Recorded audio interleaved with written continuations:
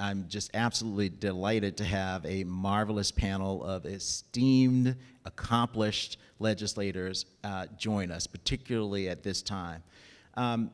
Before going forward, I should tell you a bit more about the Brennan Center, the co-host for this event. This is an event we really were delighted to work with Alabama State to put together because what we think about our work enhancing democracy, our goal is to defend, develop, and spread as much as we can the idea that democracy should be responsive to everyone. And we do that from a nonpartisan perspective using research, advocacy, and communications. Our home office is in New York. I sit in DC, as Dr. Robinson said, but part of this initiative is our design to recognize that we can't get democracy right in this country unless we figure out how to get democracy right in the South. It was a project commenced long ago. We know that. It is obviously work that is continuing here now, and what we want to do as partners is to find ways to enhance that work with the tools that we have at our disposal. So one way to do that is, again, to sort of present people who've been in that fight in state legislatures across the region, and so I'm delighted, as I said, again, to bring to the conversation some folks who have a lot of interesting things to say. But to, again, set the tone of this conversation, we're thinking a lot about the role that representation plays in the American South. It is the most dynamic region in the country. More people are moving to this region of the country. A more diverse population is moving into this part of the country. That is reflected in the economy. But what it isn't as well reflected in is the representation in state legislatures. And that is evident if you just look at the read of any of these legislatures. Many of them in the South are one party and supermajority. And that's not necessarily the way that the electorate looks. And so the question really is how one navigates the process of policymaking that is responsive to all of the people in institutions that might not yet, due to gerrymandering or other policies, be reflective of what the public as a whole wants. And so helping us understand a little bit more about that today from lived experience, as I said, are people who've actually been in the trenches doing the work. So without too much interlude, I'm going to tell you who they are, and I want this conversation to be your opportunity to hear them tell their stories about how this has worked or not worked in your experience. So I'll start to my far right, actually the person I know the most. Full disclosure, before I joined the Brennan Center, I spent a term with Leader Daniels. Anthony Daniels is a representative from Huntsville, Alabama. He is the leader of the House Minority Party. And he has been in office, I think, since 2000, is it 14 or 15? 14. Next to him is Representative Kabir Kareem, who is from the state of Mississippi. To his left is Senator Rob Stewart, who is from Selma, Alabama, who represents Selma, Alabama. Next to him is Senator Charlene Oliver, who is from the great state of Tennessee, representing Nashville. And finally, to my immediate right is Representative Joy Walters, who represents the city of Shreveport in Louisiana. So please join me in welcoming all of our guests.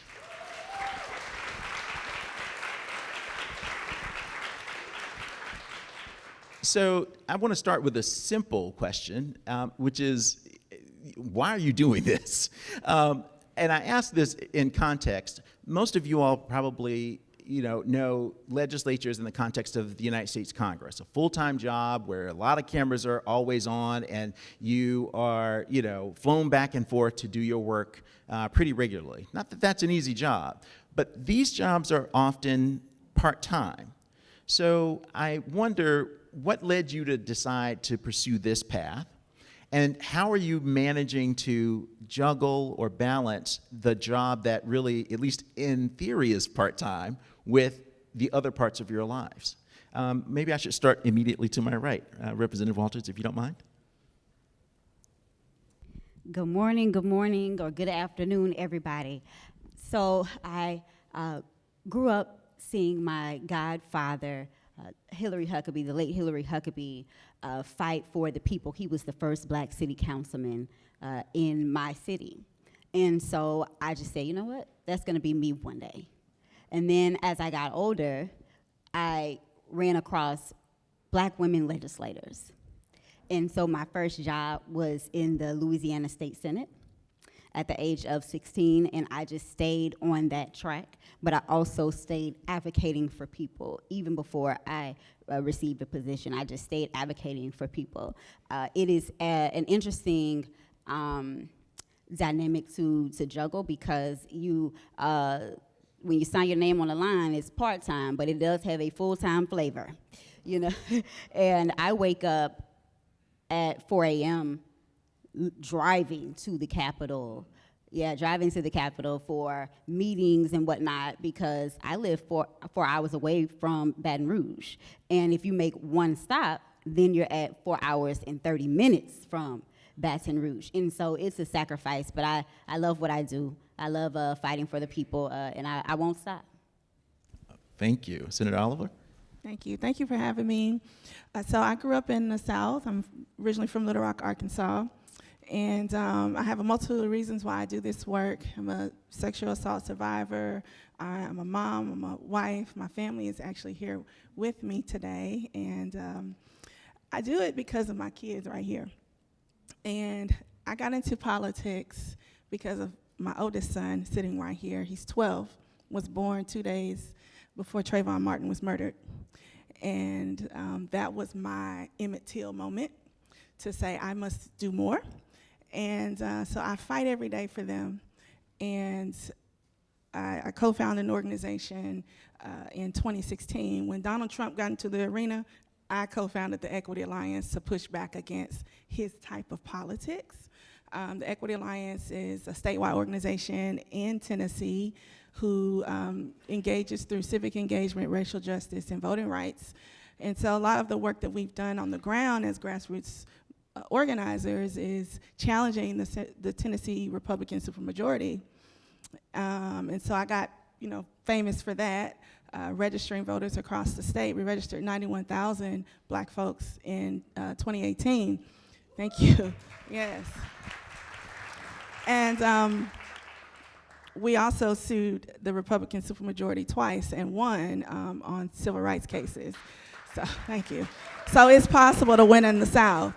But when I got into the legislature, I became what I didn't know in 2022 when I got elected. I was the only woman legislator with children in daycare and in school-age kids. And so I ended up championing childcare. And so my experience as a woman legislator is uniquely different from anyone else in the legislature. I am doing drop-off and pick-up every day in the morning before I even get to 8:30 floor session. That is nobody else's experience but mine in the legislature. And so this is a full-time job on top of the full-time job that I do have, because we are working class legislators. We're not rich to be able to do this full-time. So it is a challenge. And then the other challenge for me is that I represent Nashville, where the Capitol is. So my constituents don't understand that from January through April, I am in full legislative mode. So they don't understand that I can't come to your civic engagement panel discussion in the evening because I'm in floor session. They don't care. They want Senator Oliver to show up. So those are some of the unique challenges that just particularly black women face, in addition to all the other microaggressions. Thank you, Senator. Senator Stewart. Good morning. Is this still morning? Good morning and happy Selma 60. Hope you all can, yes. And I hope you all can come this weekend to Selma to pay homage. The one word I think about, there's so many reasons that I ran for office, but the first thing that comes to mind is lineage. My grandmother was a nurse on Bloody Sunday, my maternal grandmother, at Good Samaritan Hospital. And she died during my campaign in 2022 at 93 years old. And she told me that I would always be in politics. And when I think about my family lineage, being the great-grandson of sharecroppers in Gee's Bend, Alabama, because I represent Wilcox County, when I look in the audience and see people like Miss Josephine Bowling McCall, who is from Lawrence County, whose father's life was cut down because he was a well-to-do black man and he was murdered by the KKK. And I think about all of those issues and how that informs my politics and the fight to uplift the disenfranchised. When I think about how I represent the Black Belt and it's a region that still doesn't get their fair share of opportunities, that is what drives me daily. And I'm here to say that it's the honor of a lifetime to be able to represent the district that I was reared in, that I grew up in. I sort of have to be not only a politician, but you kind of have to be a community organizer as well, as Sister Oliver was talking about. So some of the things that we've done to organize, because this is a community that not only are we disenfranchised, but we still exude self-determination anyway, in the face of degradation, in the face of oppression. So one of the most important things that we've done, besides all the legislation, I wake up with a mandate to give people something to vote for. So in January, we kicked off Selma 60 by having a warrant clinic.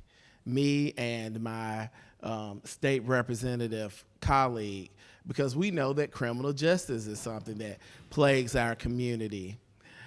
We had a warrant clinic and we involved the civil rights churches to let them know that our institutions are relevant. And we had a mass meeting focused on criminal justice. This past month, we know that we not only do we represent the Black Belt, but it's the stroke belt, the hypertension belt, the diabetes belt. And so we had a mass meeting focused on healthcare a couple of weeks ago for Selma 60, where we had health screenings at my family's church at Clinton Chapel AME Zion.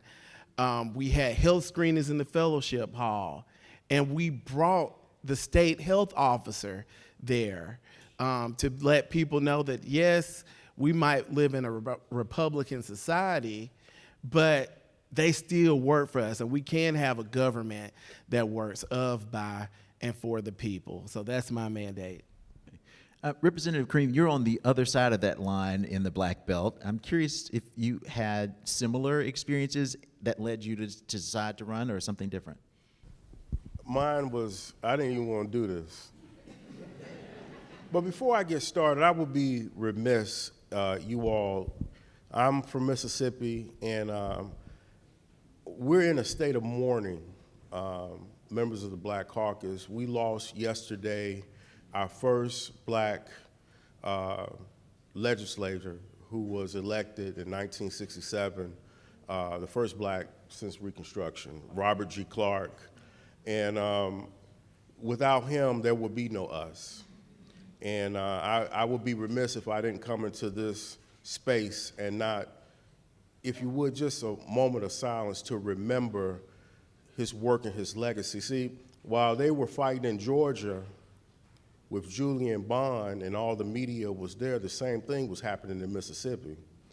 And they didn't want all the media attention that they were getting in Georgia. So they said, we're gonna seat you, but you're gonna sit by yourself. So they took his desk out the front door of the Capitol and sawed it in half and set him over in a corner by himself without engaging with the other 121 members. And he was a caucus of one for a number of years. And now it's 54 of us. So without him, yes. And we're still underserved. We're still not representing the 40% population that we have in Mississippi. We're still underserved. But we would not be there if it wasn't so for him. So if you all would just join me just for a moment in remembering Robert G. Clark, the first African American to be elected to the Mississippi legislature.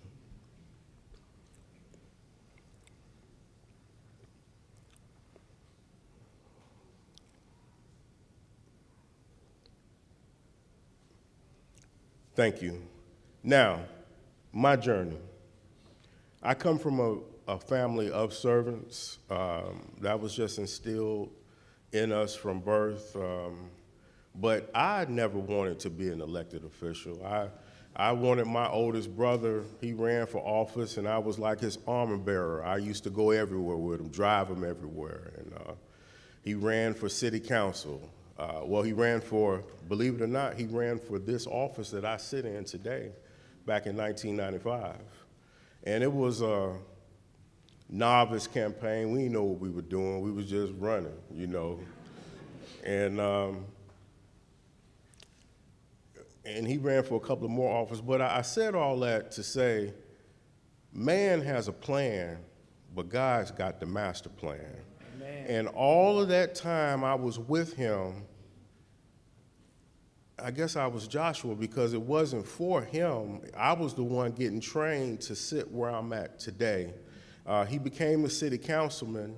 He lost his election, and I came back as a city councilman and beat the guy who beat him. And when this seat came available, God gave me the opportunity to serve in it. So all of us, our jobs are to make whatever positions we hold a little bit better than how we found them. But we can't be ashamed to represent the people who sent us to these positions. And I find that on a daily basis. We want to be everything but who we are. You know, and I don't mean to be, but being black is divine. I mean, so I'm here because God has a purpose for me to be in this seat. Again, I love my brother, my oldest brother, and I wanted him to be in this House District 41 seat, but God saw it different. And so I'm here, I'm serving my third term in this seat. They're messing with the lines right now. I got to possibly run again in a special election. But you know, God's in charge. And we're gonna keep doing what we're doing, and we're gonna keep representing the people. So Representative Daniels, I want to invite you to answer that question, but also perhaps if you're open to it, you've taken on an additional role within your caucus to lead it. Again, what were you thinking at the time? But you know, what led you to choose beyond the work that involves representing your district, working on behalf of a caucus, again, in the context of a supermajority? You're right, I don't know what I was thinking.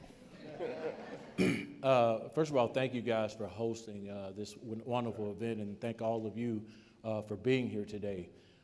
My background is a little bit different, similar to Senator Stewart's. My grandparents and my parents actually were born and raised on a plantation of sharecroppers.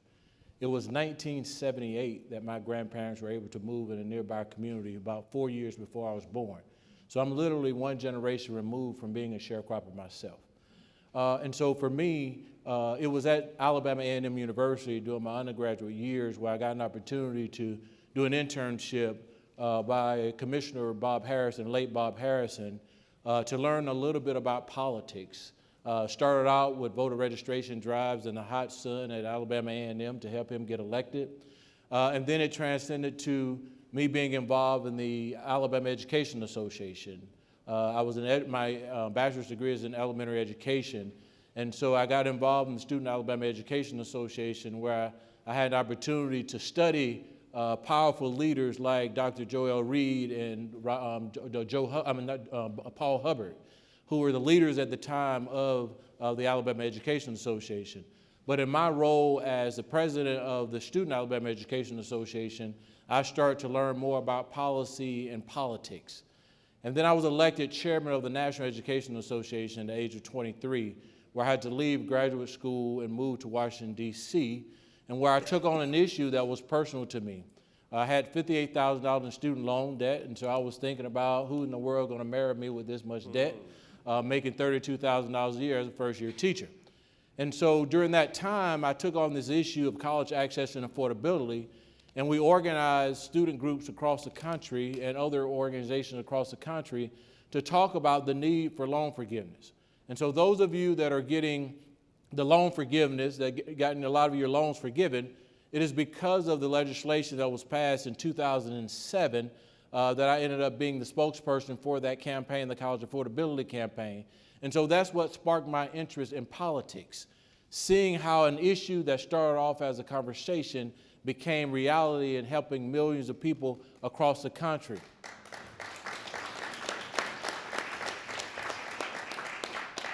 And so then I returned to Huntsville, Alabama, where I started teaching.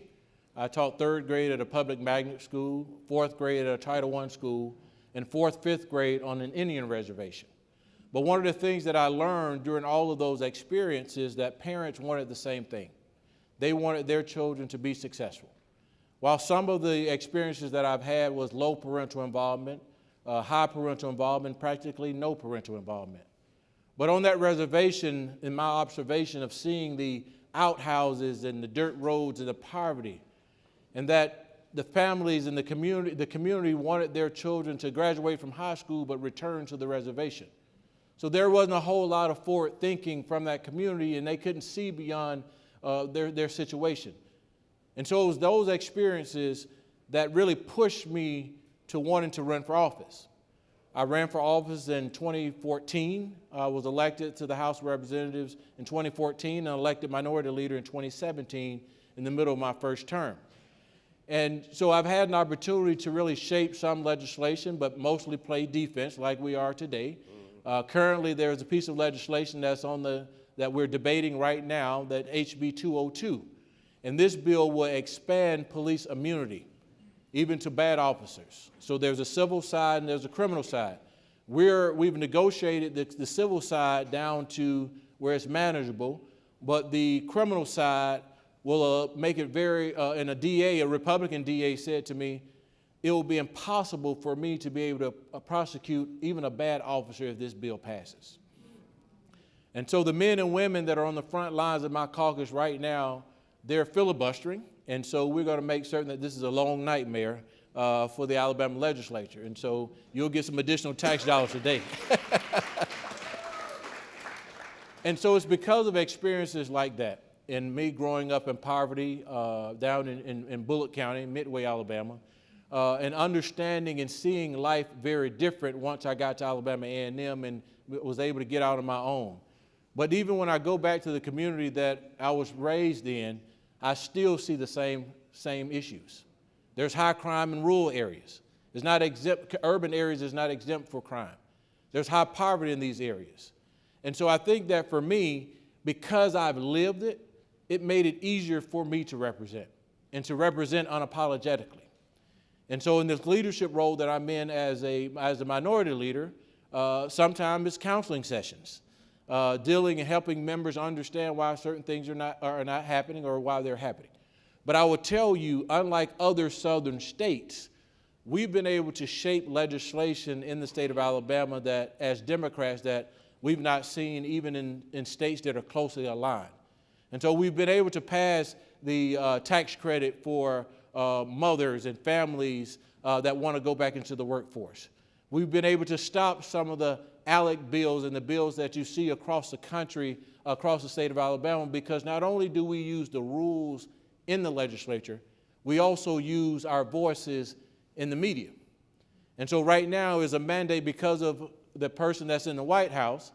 We've decided that we were going to take on national issues and state issues at the same time. And we're going to help families understand the impact that the national issues have on their day-to-day lives, and ask them to really think for a second beyond the partisanship, beyond the D and the R, and think about A, which is Alabama. And so we're starting to turn the corner on some of these individuals, and we go into the lion's den. I've been speaking on more right-wing stations in the last 2 months than I have in the last 10 years. But it's working because they feed them a sound bite. and I feed them the details of what's not happening in their communities. And we're beginning to see a shift in a lot of the activity on the ground in these districts. And so for me, fighting for the communities that have fought so hard for me to be where I am and the shoulders that I've been able to stand on and afforded me this opportunity, I'm going to fight until it ends for me. Thank you. Thank you, Representative.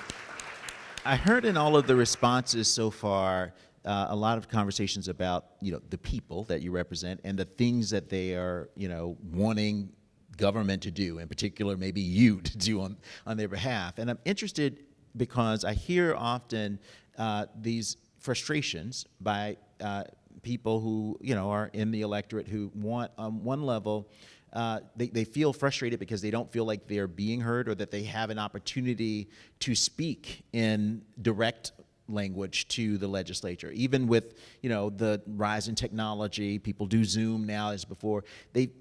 There's a real frustration that, at least as I've heard it expressed, that there are fewer conduits where they get to talk to people, whether they agree with them or not, about what the individuals want.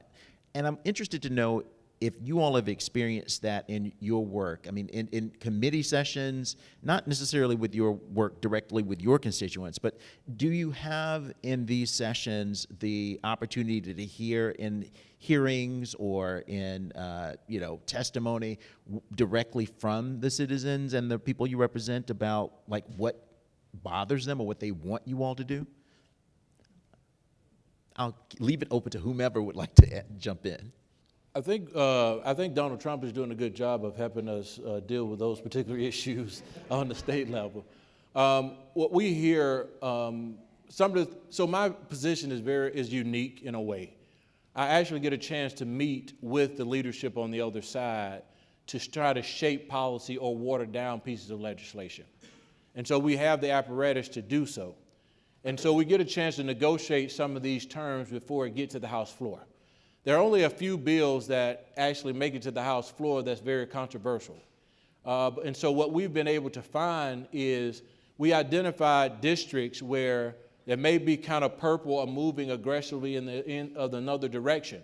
What you'll find is most folks in the leadership on the other side that are over committees are moderate Republicans. And so in moderate Republicans, it has to be reflective of their moderateness has to be reflected in the voting electorate. And so what we do is we utilize their constituents and communicate with their constituents in order to drive pressure to them so that certain things can stay off the calendar or give us an opportunity to water things down. And so we play a lot of defense. I would say that this is a game of 3D chess when you're in a super minority. But you got to be able to utilize all the tools that you have from the House floor. And Republicans one thing that they don't like is to be challenged at the microphone or in public. And so when we do that, there are certain role players that we have. Representative Mary Moore, I love her to death, but she is the best defensive player that you can ask for. And she make them honest. And so whenever I get angry with them, I send Representative Mary Moore to the leadership meeting. And so there's absolute silence in the meeting when Representative Moore goes into the meetings. But you have to do different things you have to be an agitator.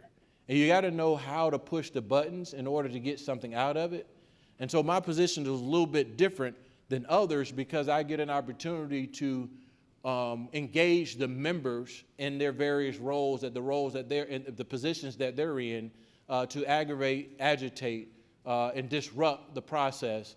Otherwise, we can either be jailer makers or tree shakers. I like being a tree shaker, to be quite honest with you, but they don't like that. And so you got to be able to find out ways that where there's common ground, but also ways to agitate to the point to where they'll give up. So I want to add to that. So particularly in Tennessee, I know most people in here saw what happened 2 years ago when our legislature expelled 2 of my colleagues, Democratic colleagues, for agitating on the House floor. And that is a symbolic representation of what we have been dealing with in Tennessee for the past 14 years since they've been in power. It's been this slow erosion of silencing dissent, not only from where they started silencing people and constituents, but now they've shifted this effort to now silencing us, the representatives inside the building. So since I've been there, not only are we trying to censure legislators, but we can't even, they have to have a time limit to speak on a bill, 2 minutes. And as a caucus, they only get like 10 minutes to speak on a bill. Now we're seeing sign bans inside of the building. You have to have a ticket to get into the gallery, the People's House, to engage. And so what we know is that the issues that we're fighting for are very popular in Tennessee. People are on our side, but they do not want that to get out into the public. So they're very responsive to the media. So we try to leverage the media and use that as a way to get our message out. 2 weeks ago, the governor had his State of the State address, and 12 of us walked out in protest of the school vouchers that we just passed in a special session in January. And so that was our way to leverage the media to say, the people are on our side, and they loved it, by the way. It for the Democrats who were against us walking out, it backfired. Because no one was talking about the governor's State of the State that night. Everyone still to this day is talking about the walkout. And so I think we have to continue to push back in unconventional ways in the legislature to get our message out and to leverage the media. Let me follow up on that, and this may be for you, Senator, or others that want to respond. I appreciate the point about using non-traditional levers to try to both communicate with your colleagues, but perhaps also with the public. We talked a lot about media. I'm interested in social media in particular. Are you finding that to be a tool that's helpful or more of a vice as you all try to both send your message, but perhaps also respond to messages that you would want to oppose? Well, it's a double-edged sword for social media. It is a great organizing tool to reach and democratize the civic process and reaching people who would not otherwise hear or know who you are. For example, I mentioned the walkout that we did 2 weeks ago. Had no idea that I went viral on TikTok for that. And so it's people all over the country that are seeing what's happening in Tennessee. But on the flip side of that, dare I say, social media has made us lazy as civic engagers, because we want to put everything on social media, but we don't want to organize offline anymore. We're not doing those traditional tactics that we saw in the civil rights movement that got us the legislative win. So sometimes social media can be a tool that works against us, as we see, all the billionaires are trying to buy up the media and social media to silence us on those platforms. So we have to be careful about which ones we use there too. Kareem, I want to go back to the question on how we communicate with the public. So in the Louisiana legislature, we have committee meetings. And in those meetings, the chairs have discretion on whether they want to time limit the legislators, whether they want to time limit the public, and whether they want to time limit the entire meeting itself. And so I'll give 2 examples. So for criminal justice, that's a committee that I serve on, or one of the committees that I serve on. We have 3 minutes as legislators, and you only get what they call one bite at the apple. So you better say everything that you want to say in that 3 minutes, because our chair, who is a former prosecutor for Jefferson Parish, she's not going to go back to you, or if she does, she'll have some pushback. And then nonetheless, the public will get 3 minutes, and you have to submit a green card, a red card, or a white card.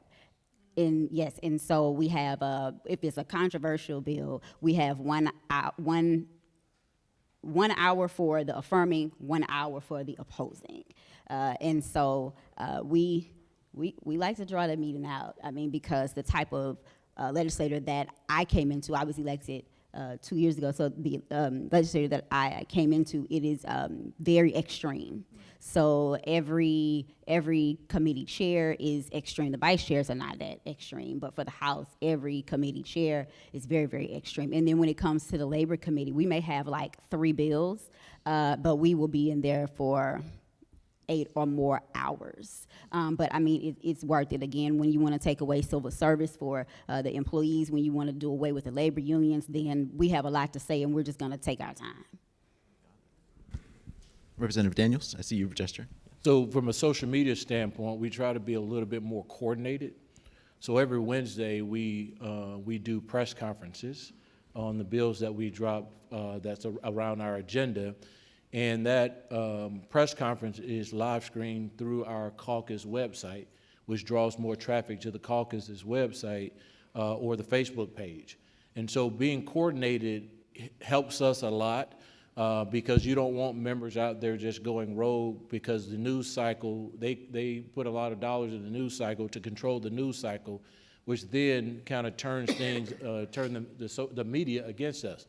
But the other thing that I think has been missing, not just from a social media standpoint, in general from progressives throughout the country, is that we don't play the best defense. And so what I've started to do now is, from a defensive strategy, like whenever there's the NIH funding, I take the funding, with the NIH funding, I take it to the area that's impacted by it. I do Google ads in those zip codes to put articles about the funding in the community that it actually impacts. Then once they click on that article in the Google ad, we run another article behind it to talk about someone that's lost their job because of the NIH funding. Or we'll do another ad that talks about someone that's on a waiting list to get a kidney or some type of organ transplant because of the experience cuts. So when you're playing defense, progressives, this is a message to the progressives across the country, you got to play defense, and you have to talk to we talk about 14 different things, and none of it sticks. But when you take on issues that directly impact the communities that you're trying to reach and turn, you have to micro-target. And when you micro-target, you're feeding this is a marketing campaign. I don't use political consultants to do social media. I use marketing companies. And a marketing company that sells products are the best people to use to be able to get your message to the demographics that you're trying to reach. So if I click on the ad that talks about the funding first, I'm in an uproar. Then the next ad that I get a few days later is talking about how it impacted families or someone that's my neighbor. Then it makes me more angrier. And then we just keep going, taking you down this dark road. So then when the election come around, you'll be really angry, and you'll decide to vote for a person that has your best interests at heart. And so the social media, the clicks, and all those things doesn't work. We've tried those things even in a business standpoint. It is a marketing campaign that you have to use to direct messages that people care about. I wouldn't talk about something in California in Alabama. If it does not directly impact the zip code and the people that you're talking to, it's not going to work. You're talking to yourself, and you're looking online every 5 minutes to see how many clicks you got. Well, you're talking to the choir. You're speaking out of a microphone instead of a megaphone.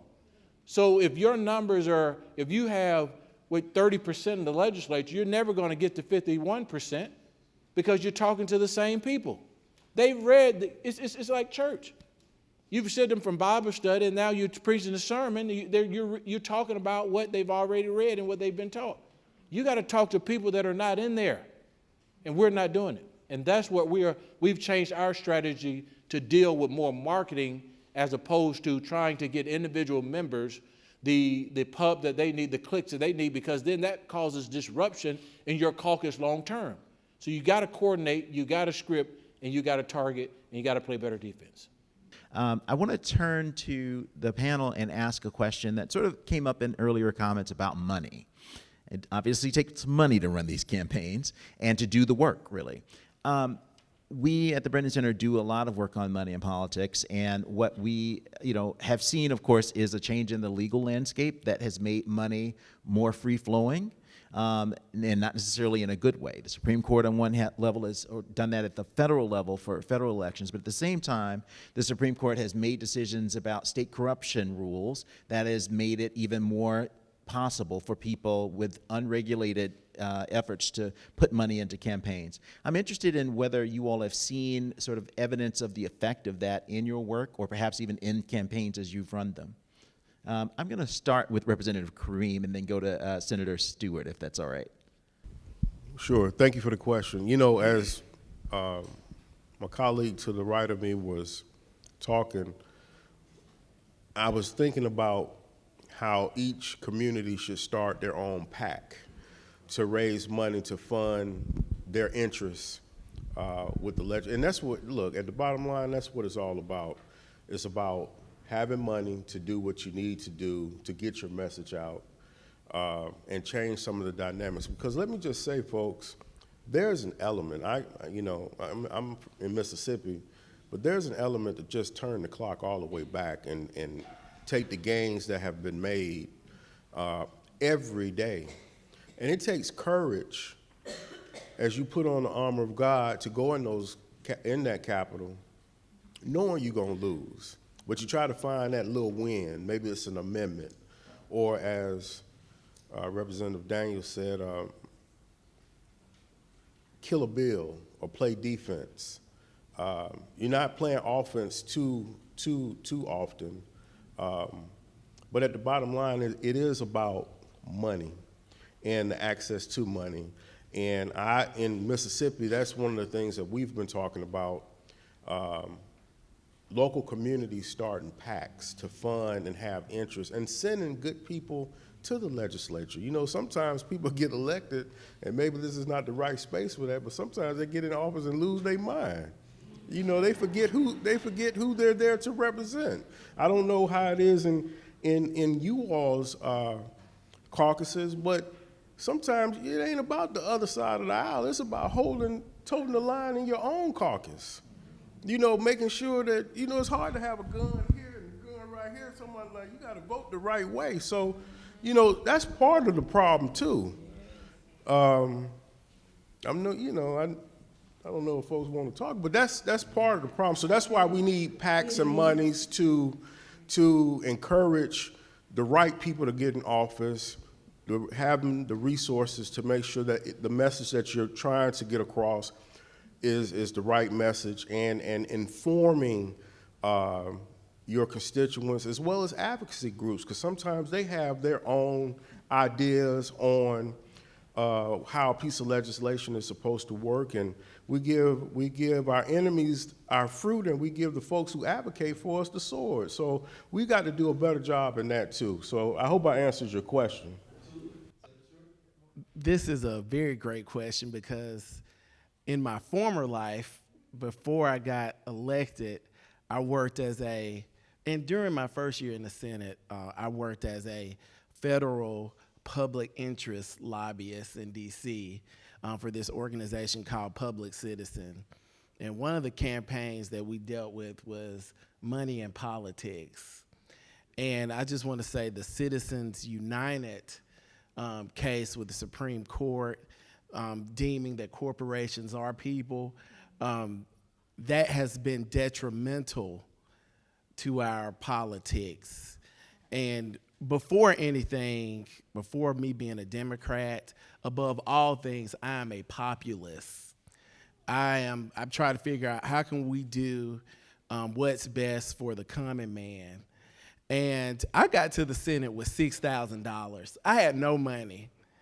It was give a round of applause. Yes, $6,000.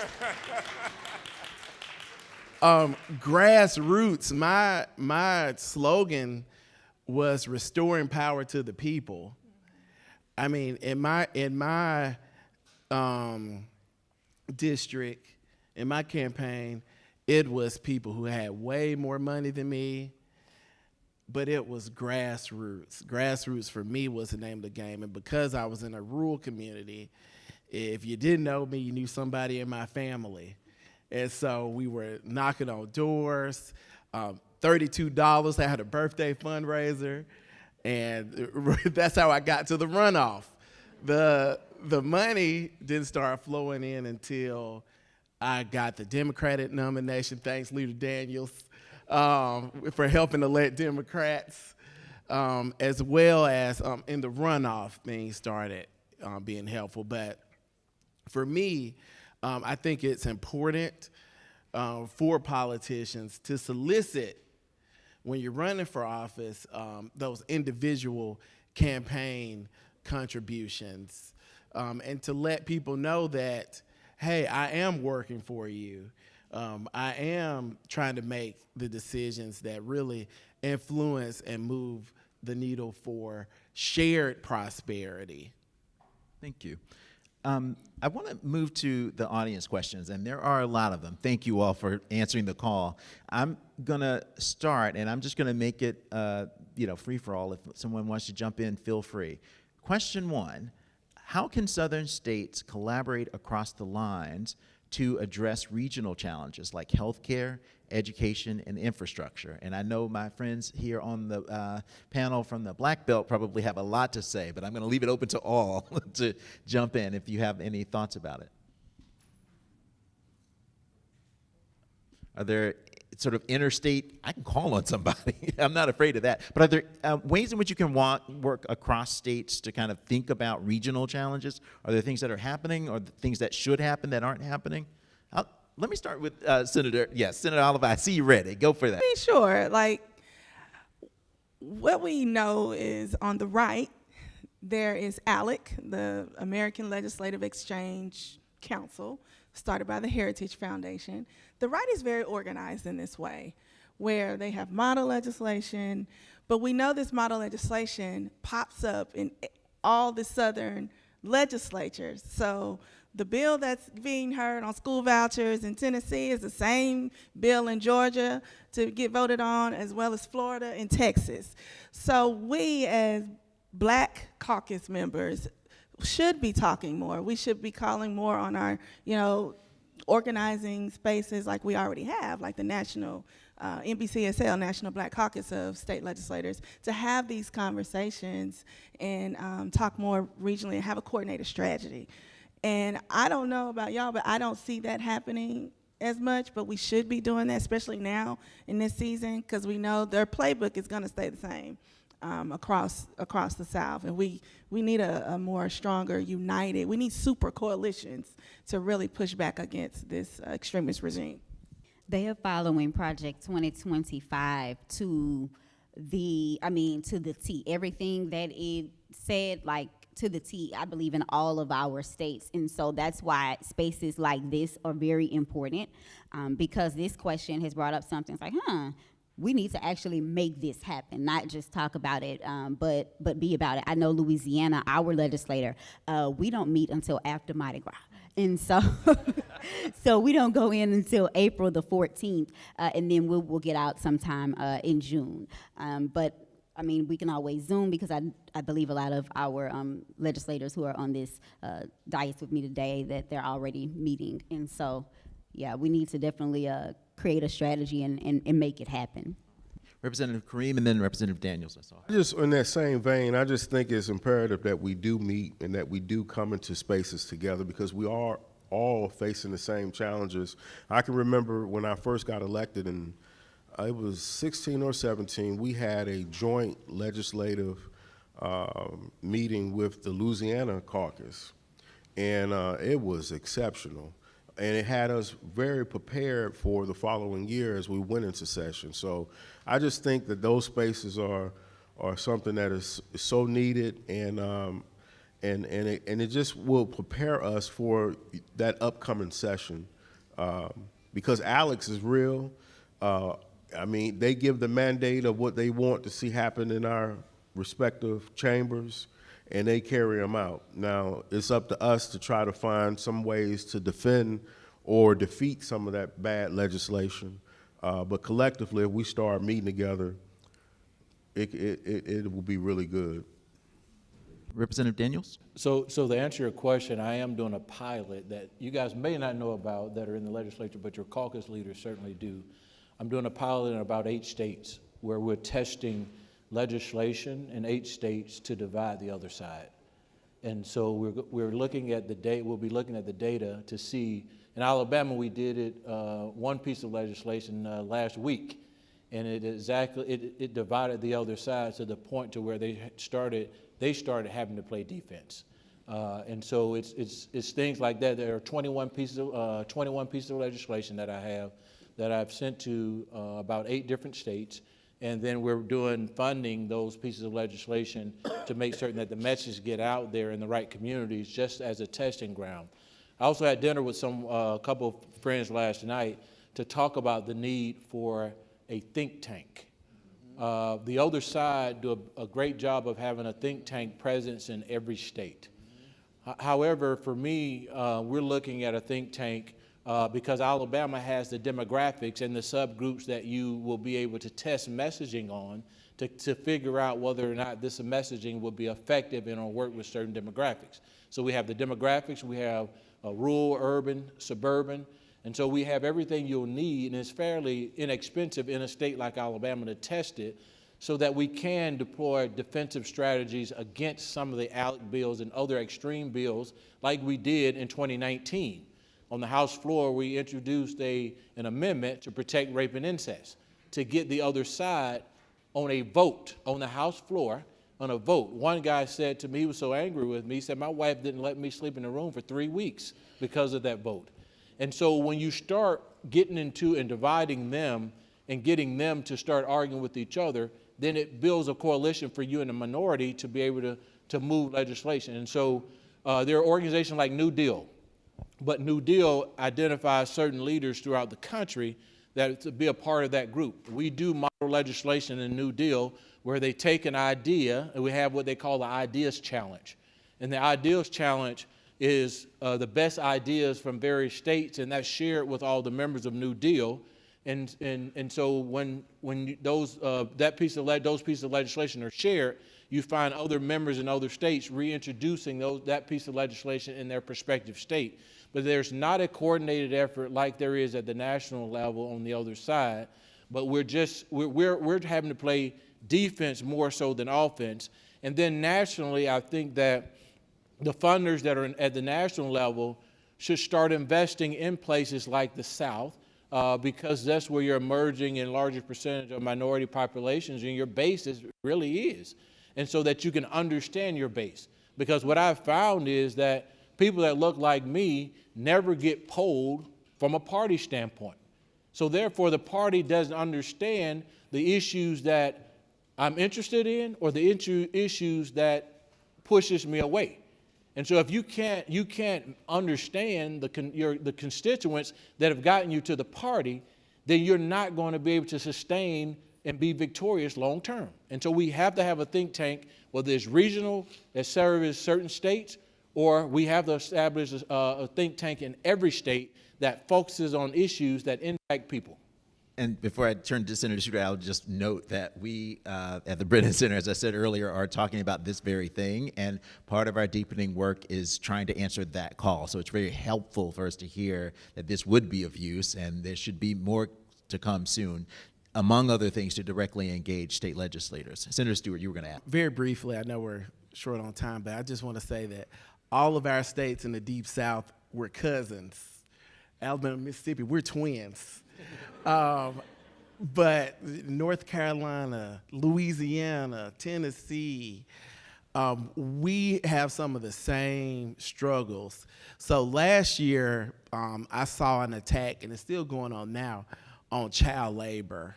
And I saw kids dying in the workplace. And I saw them as working in dangerous conditions. This was happening all over the Deep South. The attack on child labor. So I was able to pass a bill and sponsor and pass a bill last year, and it was modeled after Arkansas that strengthened child labor protections and will hold corporations that hurt our kids or either, unfortunately, when kids die, it increases civil and criminal penalties on those corporations. And that came out of Arkansas.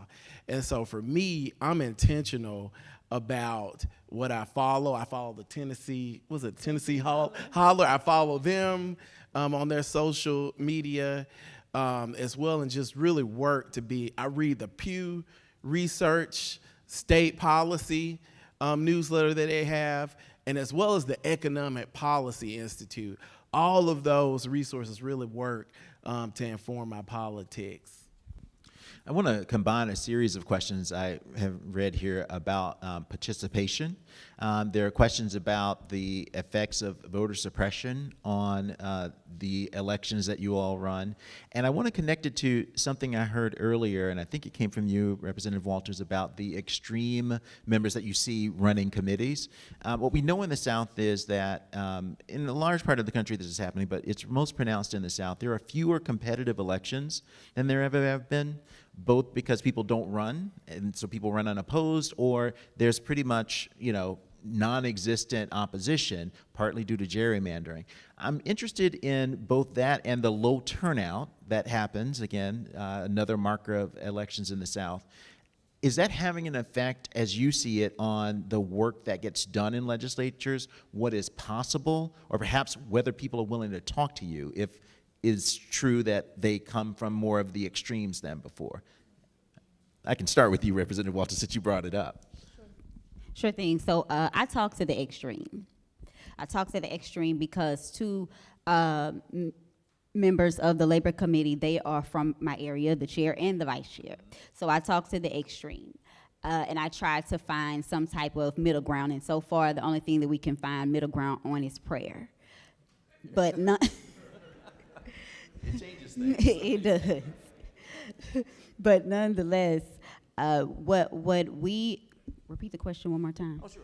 What effect the lack of competition and perhaps low turnout? Okay. Yeah. So right now we are in litigation over the state legislature maps. We're due 6 more seats in the House, 3 more seats in the Senate. We were able to gain another congressional district this past cycle. So now we are taking this fight to the state legislator maps. And so that is not easy for everybody. And so one question that we get asked sometimes, well, you all aren't voting, so why do we even need another minority seat? Yeah, and so we're right now in conversation on how to energize our voters so that they will get out to go to the polls, because we have a constitutional amendment. We have 4 constitutional amendments that are on the ballot in March. And so, well, I think we are in March. And so, nonetheless, I mean, it's coming quick. And one of them will allow the legislator to establish a list of felonies to where a juvenile can be tried as an adult for all crimes. Well, we already have the Children's Code and we already have the Constitution, but for a case that came out of Jefferson Parish, that freed this young man. I think it actually freed him to where he would only be tried under the juvenile statute. It was because the Children's Code and the Criminal Code did not match. And so, yes, and so they fought it and appealed it and whatnot and won. And so, nevertheless, Louisiana legislature can barely spell legislature. So we don't need to try to establish felonies when something is right there already on the books. Got it. Other thoughts about the level of competition or the lack of it affecting the work? I just want to say gerrymandering has, as a Selma native, I live, eat, sleep, drink voting rights. And when your community is gerrymandered, you're gerrymandered out of opportunities. You're gerrymandered out of funding opportunities, employment opportunities, historic preservation.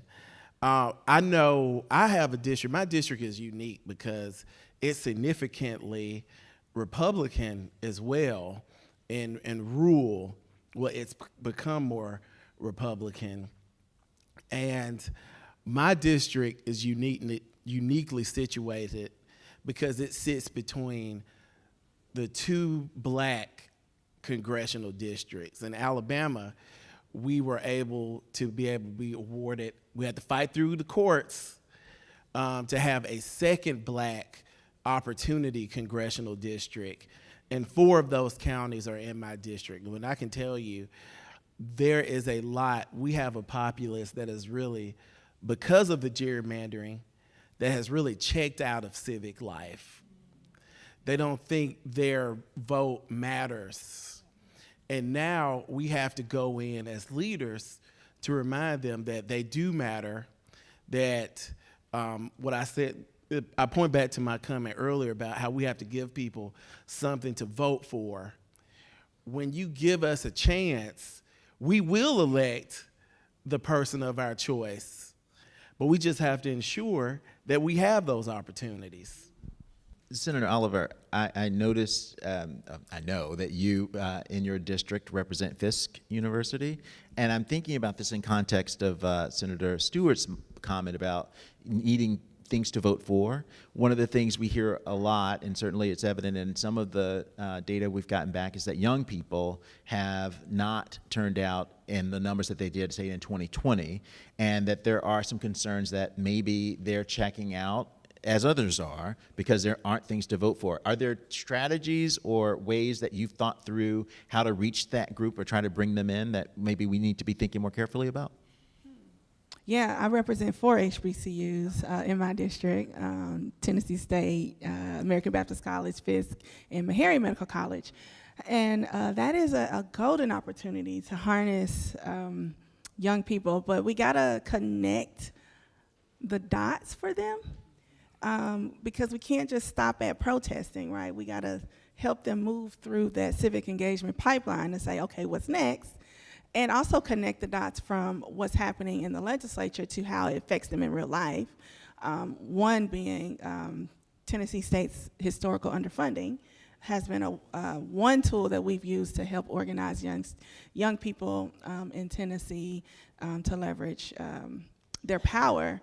But one of the things working against them, in addition to gerrymandering, is that we don't allow students to use their college ID to vote, and there are no polling precincts on a college campus in Tennessee. So it's specifically designed for them not to participate in this process. So we've been fighting for that. I've carried bills to make sure that they could use a college ID, and it's been, stopped every time. Representative Crean, yes. One thing I want to emphasize is that sometimes when incumbents get in office, they get used to the stacking and the packing. You don't need 90, 80, 70% of black folk in your districts to win an election. And they put all us in one district or 2 districts, and we don't have any input on those swing districts that we possibly could change or flip. Because we want to make sure that we maintain our village or our little hamlet, and we don't look at the collective, and we have to stop that. And that's one of the fallacies about incumbency and running for office. You got to know the numbers. I mean, you don't need 70, 80, 90% of black folks, and I'm using that as an example, to win your respective office. You have to make sure that you spread the love around so you can influence other districts. Now, telling an incumbent that can be hard sometimes, but that's how you change the dynamics of where we are. We have to have influence in other districts. If we can't win the district, at least impact who comes or who wins that particular district. I'm going to see if I can have time for one more question, just briefly for everybody. If we have a lot of people watching, obviously a lot of the audience here, what's the one thing you want them to walk out of this conversation remembering about what your experience is and what you see in the road ahead for what legislating looks like in the South? The first thing is Mississippi and Alabama are the only 2 states left that celebrate Robert E. Lee and Dr. King's birthday, and we got to change that. Can you imagine Donald Trump got elected, sworn into office.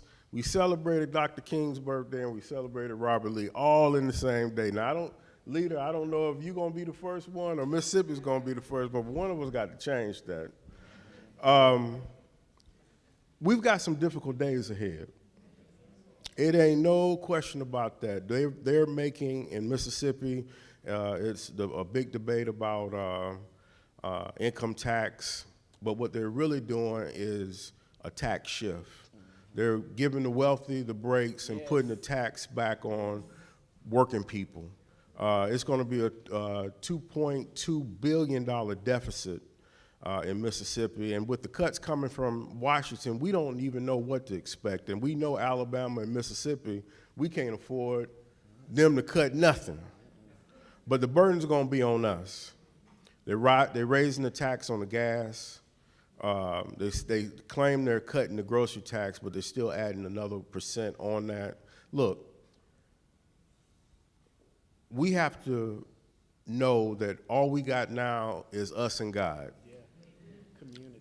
And that's it. We're going to have to strengthen our villages and our hamlets, and we're going to have to start talking to one another. But more importantly, we got to start loving one another. We got to quit all this marginalization of one another and devaluing who we are and our worth. Now, that might not be the politics that you want to hear, but we've got to do a better job of community. And that's the only ways that we're going to make it out of this situation that we're in right now. I don't know if there's more to add, but I'll give the space to anybody else if they'd like to. It's probably, oh, go ahead. No, well, yeah, go for it. I would say, if you don't remember anything else, it would be political imagination. You have to have an imagination beyond your circumstances. We just sung the Negro National Anthem. Sing a song full of the faith that the dark past has taught us. Sing a song full of the hope that the present has brought us. Political imagination. Sir, Senator. I think in this moment, what comes to mind for me is I lean on my faith, and we have to remember that we are more than conquerors, and we are winning right now. As much as it doesn't look like it, we are winning. A dying mule kicks the hardest. Yeah. And right now, the dying effort of the Southern Confederates are trying to hold on to what they got. But the progress we've made since 1964 and before that, our ancestors, we got to hold on to that. And remember and keep that hope. Hold the line. Don't give in. Don't comply. And let's hold on to each other. All right. Representative Walters.